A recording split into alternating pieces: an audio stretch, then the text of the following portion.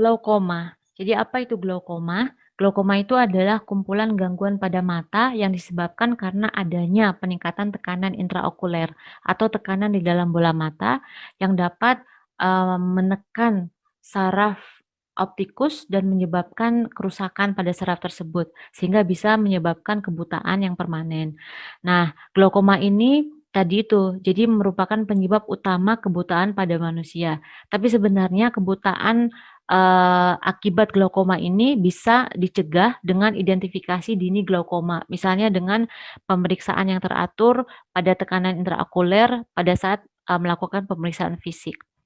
Nah, faktor resiko glaukoma ini termasuk pasien dengan diabetes mellitus, pasien dengan riwayat keluarga yang ada glaukoma, riwayat trauma atau pembedahan pada mata tersebut, infeksi, juga penggunaan kortikosteroid yang jangka panjang, terutama yang eye drops. Nah, ini ilustrasinya, ini mata normal. Jadi pada mata dengan glaukoma itu terjadi peningkatan tekanan di dalam bola mata atau tekanan intraokuler yang disebabkan karena ini penumpukan cairan aqueous humor. Jadi aqueous humor itu merupakan cairan yang diproduksi di posterior chamber oleh badan siliaris yang sebenarnya fungsinya itu untuk memberikan nutrisi pada struktur-struktur yang avaskuler seperti lensa, kornea, dan beberapa struktur avaskular lainnya. Untuk lebih jelasnya seperti ini. Bagian dalam bola mata itu terbagi menjadi beberapa ruangan. Yang pertama, anterior chamber. Ini ruangan antara iris dan kornea. Yang kedua, posterior chamber. Ini ruangan lebih sempit, yaitu ruangan antara lensa dan iris. Yang ketiga, ruangan paling luas yang disebut vitreous chamber. Ini ruangan yang berada di antara bagian belakang lensa dan bagian belakang bola mata. Anterior chamber dan posterior chamber ini membentuk bagian anterior dari bola mata. Sementara vitreous chamber ini membentuk bagian posterior dari bola mata. Nah, kedua bagian ini akan terisi cairan. Cairan yang mengisi bagian anterior bola mata itu disebut aqueous humor, sementara cairan yang mengisi bagian posterior bola mata disebut vitreous humor. Aqueous humor ini diproduksi oleh badan siliaris. Fungsi dari aqueous humor ini memberi nutrisi kepada lensa dan kornea dan juga struktur yang lain, dan juga membentuk struktur bola mata. Aqueous humor ini diproduksi di posterior chamber. Dari sini aqueous humor ini akan mengalir melewati celah sempit antara lensa dan bagian belakang iris, kemudian melewati pupil untuk masuk ke dalam struktur yang disebut trabecular meshwork. Jadi seperti kanal pengeluaran untuk mengeluarkan aqueous humor dari bola mata. Dari situ aqueous humor ini masuk ke canal of Schlemm, kemudian masuk ke vena yang berada di sklera, yaitu episkleral vena untuk masuk ke dalam pembuluh darah sistemik. Nah, pada keadaan glaukoma, aliran dari aqueous humor ini tersumbat, bisa tersumbat total maupun sebagian. Akibat aliran aqueous humor ini tersumbat, ini akan meningkatkan tekanan di dalam bola mata yang akan menyebabkan peningkatan tekanan intraokuler, yaitu tekanan intraokuler yang lebih dari 21 mm merkuri. Nah, peningkatan tekanan di dalam intraokuler ini akan menyebabkan penekanan pada saraf optikus, yaitu saraf kranial kedua yang berfungsi untuk membawa informasi visual ke otak. Nah, lama-kelamaan ini akan menyebabkan kerusakan dan kehilangan penglihatan.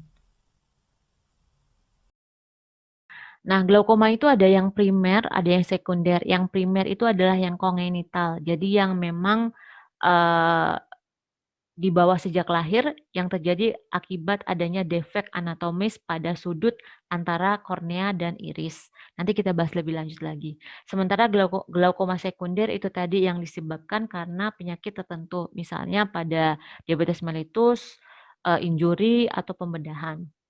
Nah, secara anatomi, glaukoma itu dibedakan menjadi dua, yaitu open angle glaukoma atau glaukoma sudut terbuka dan angle closure glaukoma atau narrow angle glaukoma. Jadi glaukoma sudut tertutup. Apa sih ini angle-angle? Jadi ini sebenarnya menunjukkan angle. Angle itu sudut-sudut antara iris dan kornea yang di ujung itu, yang apa namanya? Ada saluran ke trabecular meshwork. Nanti kita akan bahas lebih lanjut lagi. Cuman yang perlu saya katakan di sini bahwa open angle glaukoma itu dia merupakan glaukoma yang lebih sering, paling sering ditemui. Dan ini Biasanya pasiennya tidak merasakan gejala yang signifikan sampai ketika penyakitnya sudah lanjut, karena penumpukan, cairan aqueous humornya itu terjadi secara perlahan. Sedangkan pada angle cluster glaukoma, itu pasien merasakan gejala yang jelas. Jadi ini terjadi secara akut, jadi pasien bisa merasakan nyeri mata yang hebat yang terjadi secara tiba-tiba ataupun kehilangan penglihatan yang terjadi dalam waktu 48 sampai 72 jam. Jadi secara mendadak.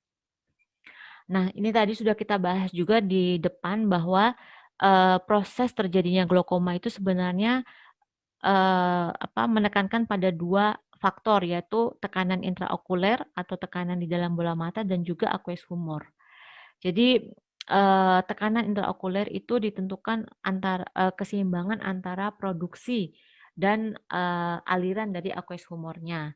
Nah, tekanan intraokuler itu, dapat diukur dengan, mudah dengan alat yang disebut tonometer pada saat pemeriksaan fisik. Normalnya 10 sampai 21 milimeter merkuri. Jadi kalau di atas 21 itu dikatakan tekanan intraokulernya meningkat atau tinggi. Nah, ini juga, flow cairan aqueous humor yang normal sudah dibahas tadi di awal ya. Nah, ini ada tipe glaukoma tadi, jadi yang, open angle sama angle closure. Jadi ini sebenarnya menunjukkan, ini loh sudut, angle itu sudut antara iris dan kornea. Jadi normalnya kan memang terbuka seperti ini open angle, sehingga, cairan itu bisa masuk ke sini, ke drainase atau kanal pembuangan, kanal, pengeluaran yang disebut trabecular meshwork. Sedangkan pada angle closure, lihat ini, sudut antara iris dan korneanya ini sangat sempit, bahkan bisa tertutup. Makanya dinamakan angle closure. Nanti kita bahas lebih lanjut. Nah, ini tadi, jadi pada open angle glaukoma, ini sudut antara iris dan korneanya ini normal, jadi open atau terbuka. Masalahnya adalah pada, kanalnya, yaitu pada trabecular meshwork-nya. Ini dia tersumbat. Bisa karena penuaan juga, karena ketika menua, jaringan-jaringan di sini menjadi jaring menjadi tidak fleksibel, sehingga bisa, mengalami penyumbatan yang perlahan gitu. Nah, tadi sudah dibahas juga pada open angle glaukoma ini, kebanyakan pasiennya tidak merasakan gejala sampai ketika sumbatannya itu sudah, sangat parah, proses penyakitnya sudah, berat sehingga menimbulkan gangguan lapang pandang. Nah, identifikasinya bisa dari peningkatan TiO ketika melakukan pemeriksaan fisik dengan tonometer. Ini tadi yang dimaksud dengan gangguan lapang pandang. Jadi normalnya kan kalau kita melihat itu seperti ini, tapi pada pasien glaukoma itu terjadi gangguan lapang pandang. Jadi melihatnya itu seperti, lewat teropong, yang ini ya. Nah, ini, narrow angle glaukoma atau angle closure glaukoma, ini glaukoma yang lebih jarang terjadi, tapi ketika terjadi ini, merupakan kegawatan. Jadi kita lihat ini, sudut antara iris dan korneanya ini sangat sempit dan menutup, bahkan menutup. Jadi, si trabecular meshwork-nya itu tertutup. Nih, cairan aqueous humor tidak bisa melewati, tidak bisa sampai ke trabecular meshwork-nya karena sudut ini tertutup. Jadi sudut antara iris dan korneanya tertutup. Nah, ini terjadinya bisa secara mendadak, sehingga pasiennya itu bisa merasakan keluhan-keluhan yang berat seperti nyeri hebat pada mata, pandangan yang tiba-tiba kabur, bisa juga pasiennya muntah atau mual dan juga, matanya merah yang merahnya itu yang ekstrim. Nah, ini memerlukan tindakan segera, bisa dengan farmakoterapi ataupun terapi, pembedahan. Nanti kita lihat setelah ini. Nah, ini tadi faktor resiko glaukoma, jadi ada beberapa orang yang memang, mempunyai TiO yang cenderung tinggi. Ini biasanya disebabkan karena defek anatomis itu, antara, iris dan korneanya. Bisa juga karena lensanya yang, terlalu cekung misalnya. Usia lebih dari 60 tahun juga merupakan faktor resiko glaukoma, yang tadi itu karena jaring-jaring meshwork-nya menjadi kaku atau tidak fleksibel seperti waktu muda. Riwayat, keluarga dengan glaukoma, terus mempunyai penyakit-penyakit seperti diabetes, sickle cell anemia, penyakit, tekanan darah tinggi. Terus pasien-pasien yang, rabun jauh atau rabun dekat yang berat, jadi matanya minus banget atau plus banget itu juga, mempunyai resiko untuk terjadi glaukoma. Pasien dengan, kecelakaan yang mengenai mata ataupun operasi pembedahan pada mata itu juga mempunyai resiko untuk terjadi glaukoma. Resiko lain seperti pasien yang, menggunakan kortikosteroid topikal atau eye drops itu obat tetes mata yang mengandung kortikosteroid yang jangka, lama. Jadi ini juga meningkatkan resiko terjadinya glaukoma. Penyakit-penyakit seperti migrain, penyempitan pembuluh darah otak itu juga, meningkatkan resiko untuk glaukoma. Nah, glaukoma primer dengan sudut tertutup itu terjadi secara kongenital, jadi memang ada defek anatomis bawaan sejak lahir yang menyebabkan sudutnya itu sempit. Jadi antara iris dan, korneanya itu sempit sehingga menghambat aliran aqueous humor ke trabecular meshwork. Jadi pemeriksaan diagnostik untuk pasien dengan glaukoma itu adalah, pemeriksaan tekanan intraokuler dengan menggunakan tonometer yang tadi itu apabila, hasilnya lebih tinggi dari 21 milimeter merkuri maka, kita katakan terjadi peningkatan tekanan intraokulernya. Terus juga pemeriksaan lapang pandang, juga pemeriksaan untuk melihat adanya kerusakan di saraf optikus dengan ophthalmoscope ini biasanya dilakukan oleh ophthalmologist. Dan juga kita akan, menilai riwayat okuler dan riwayat medis pasien. Penataan glaukoma itu tujuannya yaitu menurunkan TIO-nya ke tingkat yang konsisten dan mempertahankan fungsi penglihatan. Nah, penatalaksanaannya meliputi, pemberian terapi obat atau farmakoterapi, juga bisa dengan menggunakan bedah baik laser maupun bedah konvensional. Jadi ini merupakan 5 golongan obat yang biasanya diberikan pada pasien-pasien dengan glaukoma. Jadi ada golongan, beta blocker, ini contohnya timolol. Jadi, ini memang agen hipotensif. Jadi memang pemberian obat ini bisa memberikan efek samping, penurunan tekanan darah dan aritmia jantung.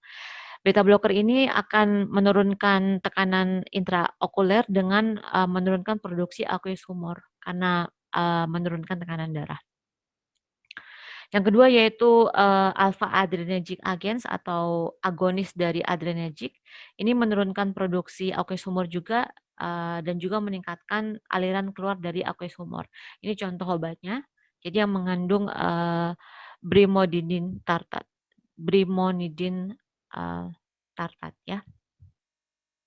Selanjutnya, obat-obat, cholinergic agents seperti pilokarpin hidrochloride yang, tetes mata, ini juga bisa, meningkatkan aliran keluar dari aqueous humor sehingga bisa membantu menurunkan tekanan intraokuler.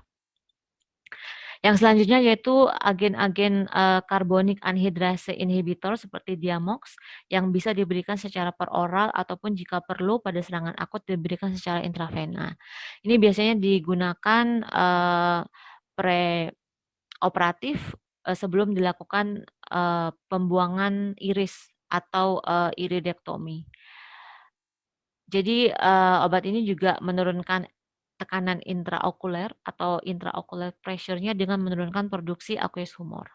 Yang selanjutnya yaitu diuresis osmotik, ini seperti, gliserol yang peroral ataupun mannitol yang secara intravena. Jadi ini sama prinsipnya pada, pemberian diuretik osmotik pada pasien dengan tekanan intrakranial yang tinggi. Jadi, eee, agen osmotik ini akan menarik cairan ke dalam pembuluh darah sehingga meningkatkan pengeluarannya melalui urin. Ini juga bisa digunakan pada pasien-pasien dengan TIO yang meningkat, selain tadi diberikan pada pasien dengan TIK yang meningkat.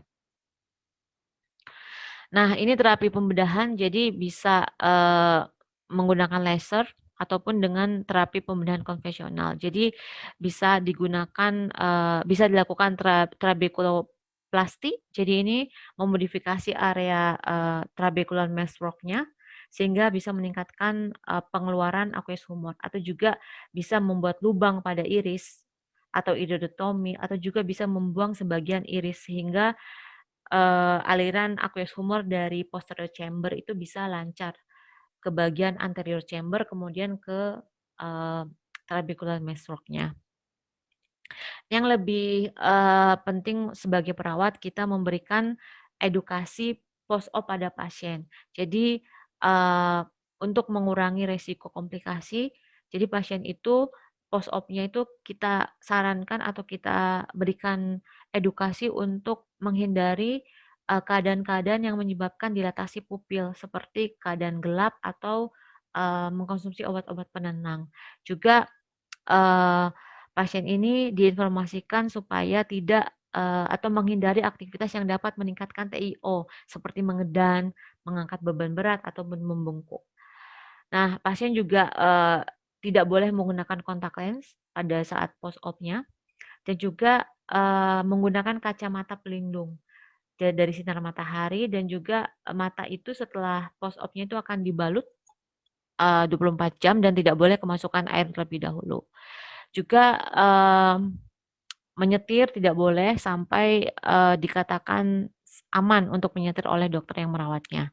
Nah, pasien juga harus kita informasikan mengenai tanda-tanda infeksi, seperti kemerahan yang ekstrim pada mata, juga ada keluaran atau apa namanya, keluaran atau discharge yang berlebihan pada mata, ada demam dan juga gangguan penglihatan yang terjadi secara tiba-tiba.